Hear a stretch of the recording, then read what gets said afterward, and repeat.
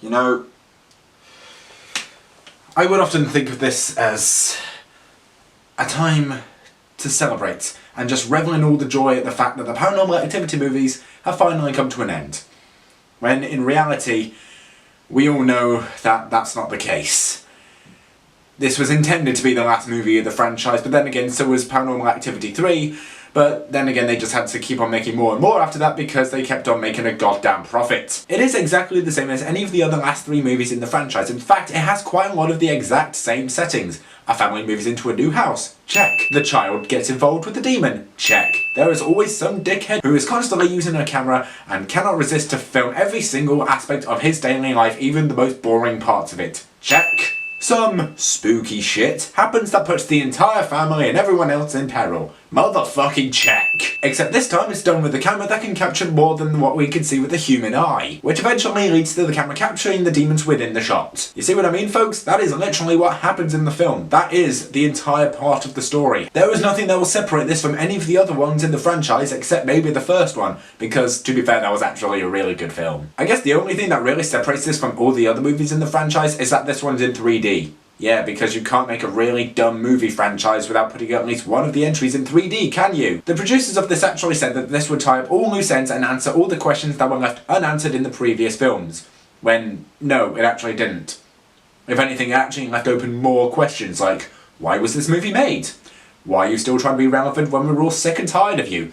Why are people still falling for this crap? In the previous entries, you couldn't actually see the demon. That's what added to the suspense and even gave the sequels quite a lot of a redeeming quality to it. Meanwhile, here in the Ghost Dimension, you actually see the demon for itself even in the trailers, and it still keeps it in the final cut of the film. Now, I would let you get away with it if it actually spooked me out a bit, but it didn't. It didn't even look that intimidating. If anything, it actually looked more like what would happen if you poured black paint into a tub of water and then smudged it onto a camera lens. And the jump scares, oh my god, the jump scares in this piece of shit. Hey, horror movie directors, did you know there's other ways which you can scare people other than using cheap, unnecessary jump scares? You can literally just count down when they were going to happen and then your predictions would be correct. Jump scares only work if they're done well, like in a movie such as Insidious. The scares in that movie were actually done really well. This time it's just a demon flies past the camera.